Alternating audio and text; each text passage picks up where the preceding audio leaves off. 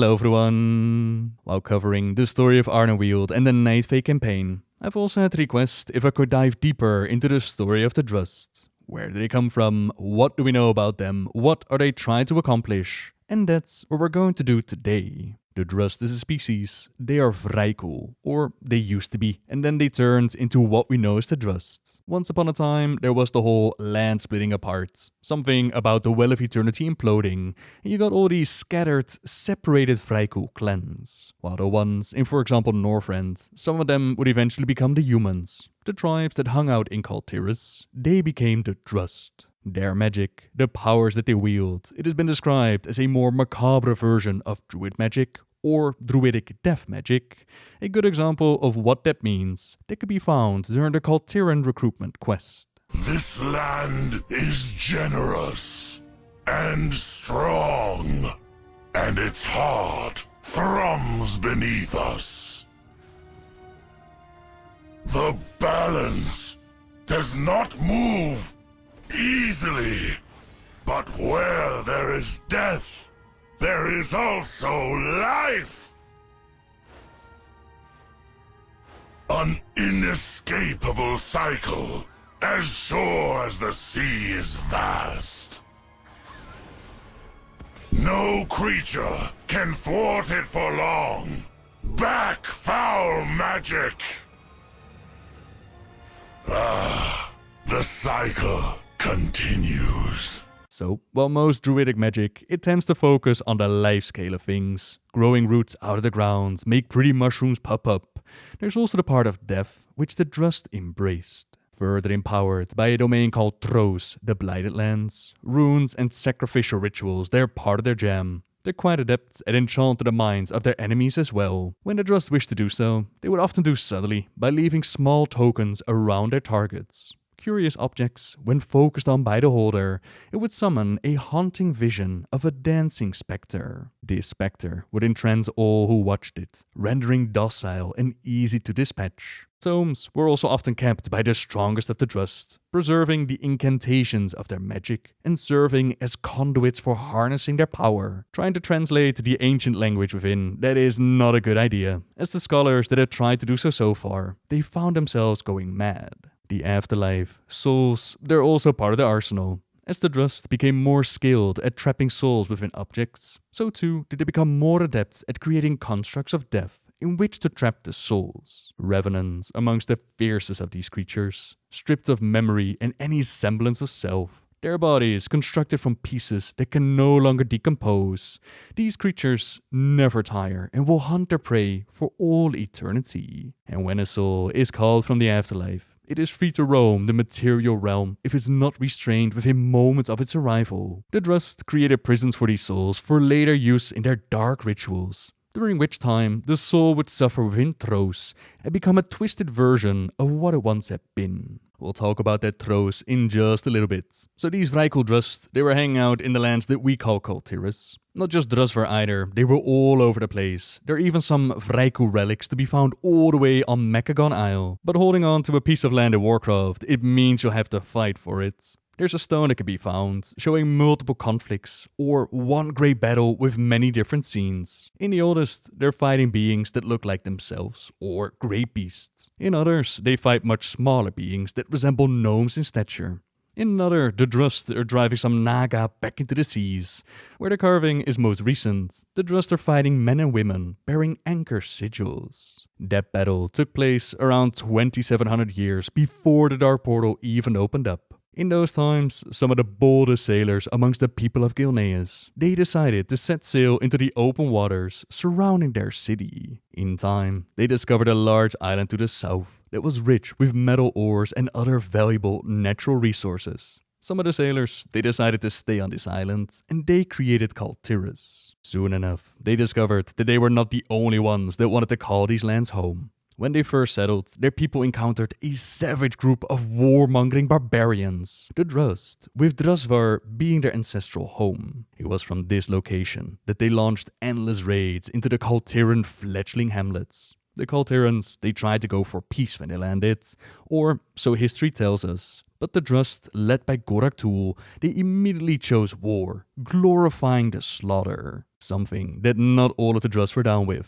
The spirit of Seth Iwan. They were alive when the mainlanders first landed on their shores. Gorak Tul, he was threatened by their presence and ordered these raids against their villages. But she wanted nothing to do with it. As a foreign speaker, a guardian of the wilds, she knew that they could live in harmony if they tried. Tul was furious and decided to make an example out of her. You can fight these invaders, or you can hide in the woods forever. Which is it? Thinking that he was simply going to banish her, she chose to hide within the woods. Instead, he tore her soul from her body, leaving just enough of a connection that she couldn't stray too far from it. The war still carried on for countless of years, until the ancestors of House Waycrest. They decided that something had to be done. When peace turned out not to be an option, the Kul Tiras started to fight back.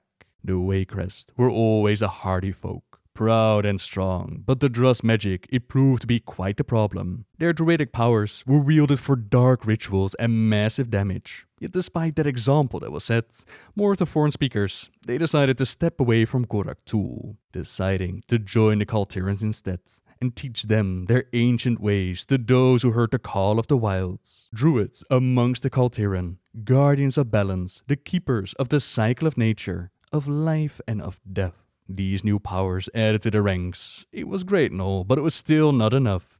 Ultimately, it was their scholars that turned the tide. They discovered weaknesses in the Drust's magic, like silver weapons being really effective, or liquid fire to burn them all away. All that knowledge was then put together into a treatise on weapons and tactics that could be used to defeat the barbarians. The Order of Embers, that was the name given to those who took this knowledge, took up the fight against the Drust. Using what the scholars had learned, they were able to counter the Drust's magic at each and every turn.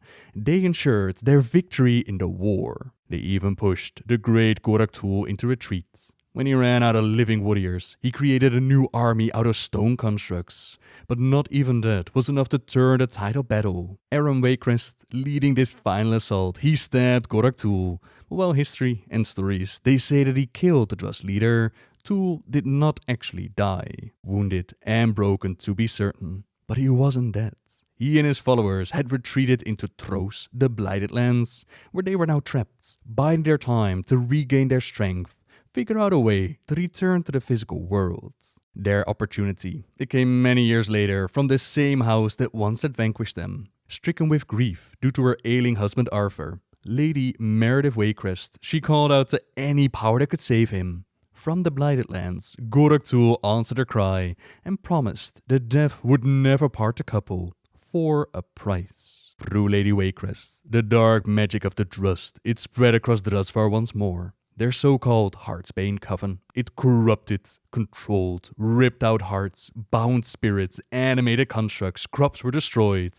They even turned butchers into pigs and corrupted Roland to just keep on making sausages. What had become ancient legends, superstition amongst the people of Drust Thros, it now returned in full force. Of course, their main objective, it was to bring back Gorak Tul. The ritual they performed at Gol Enough, a massive hollowed-out tree at the center of the Crimson Forest. Even in their ancient days, the Drust had worshipped this tree of death, this entrance into Thros. But not all went according to their plans. We would see heroes of the Alliance team up with Lucille Waycrest, daughter of Arthur and Meredith. Together, they slowly but surely uncovered what was going on in Drust Thros, reignite the Order of Embers, and fight back against the corruption. While unable to stop Gorak Tul from returning, they did eventually figure out that it was her own parents that were behind this. So they ventured into Waycrest Manor, where they confronted the madness that had transformed this place into a proper mansion of horror. Lady Waycrest was merely a vessel for my power. By destroying her, you have opened the doorway to your world. Now, your nightmare is just beginning. Her parents are put down, and Gorak Tul falls to her might.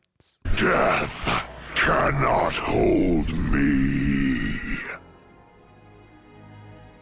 Fools, you have merely defeated a vessel. I await you in the Blighted Lands. We've done it. Gorak has been banished. But not vanquished. This was only a vessel, with the real thing still waiting for us in Thros. A little while later, that confrontation would actually happen, as we helped Catherine Proudmoore track down and save her exiled daughter, Jaina. They send her off to Fate's End, an island off the coast of Stormsong. From there, Gorak got his hands on her. Finding a way into the Blighted Lands, it's not going to be easy. But luckily, we do have Ulfar Thornspeaker on our side. They're the last of the Drust Thornspeakers, which, considering how long the Drust have been gone, it makes them really old. At first, they don't really want to help. Messing with Thros, it is not a good idea. But when the shade of Gorak attacks, they realize it's already too late. The pathway is already open. Now to get into the Blighted Lands, we're going to embrace the ancient old magic of the Drust and create an effigy. With it in hand, we open a gateway at the great tree Goal Enough to save Catherine's daughter. The Blighted Lands. This place certainly lives up to its name. It's all my fault. Jaina? Here we are, the fabled Blighted Lands. But what exactly is this place? Well, in the same interview where they explained the Vrykul origin of the Drust, an interview done by the Lost Codex during BlizzCon 2018, linked in the description down below. They also spoke about what this domain of Thros actually is. What is Thros? We know last year it was, at BlizzCon I believe they described it as a spirit realm where the Drust took refuge. Gorak calls it a prison that he sort of breaks out. Is it sort of like a realm, kind of like the Legion, where you kill a demon within the Twisting Nether and he's dead permanently, or is it something we've never seen before? No, we've seen it before, and it's interesting because areas in our world are described by the creatures that inhabit them from their own perspective. Right. Right? Like if you don't know what the nightmare or the dream or some fellscape in the Nether or, you know, whatever that might be is, like if you just do not have that knowledge, because why would you? If you're just an average, ordinary Drust citizen, right, or some Kul Tiran that just likes to fish, you make up your own mythos for those places. Okay. And that's why you start to tend to kind of get a different understanding from the Drust themselves, even as to what this place is. It's a prison. It's a land of the damned or of the dead. You know, where I hear these crazed whispers that compel me to do these various things. But if you kind of unpack the lore. We're not going to create 50 different pocket realms. Yeah, because I actually think that's kind of that just becomes complicated and difficult to explain. But what I actually do like is when you take a set or a subset of creatures or entities and they exist and have existed on their own within this place, or they invoke something like the nightmare itself to come out to defeat or to strike down their enemies, right? To call to the dark gods, and the dark gods listen in our game, in our world, right? And when you do, you better expect someone to come at your door and say, "Hey, you called?" And in this case, someone did. Yeah, it's time to pay up, and we take a pound of our flesh. Now we will take our pound of flesh, or 5 as it stands, and so yeah, absolutely. It's a place that exists already. We know it to be the nightmare. But do all of the denizens of this area know it that way? Not necessarily, and they don't need to. It's not necessarily important. Right. The effect or end result is the same. Okay. Right? It's a horrific nightmare. It's a land of death, decay, and nightmare. Right. So, Thros the Blighted Lands. It is the name used by the Drust to describe the Emerald Nightmare, the corruption of the Emerald Dream, that infection by the old gods of this ethereal realm of spirits and untamed nature that exists alongside the world of Azeroth. The green dragon aspect Ysera, she was the Dream's guardian, and this domain is connected to Ardenweald. Ardenweald being the autumn and winter to the Emerald Dream spring and summer, that whole cycle of rebirth that they show us while questing in Ardenweald. Come, daughter. We'll find our way out of here.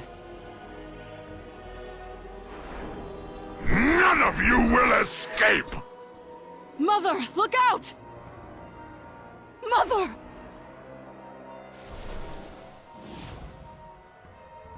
You challenged the wrong family, fiend! Your hollow victory means nothing! The Drust will never relent!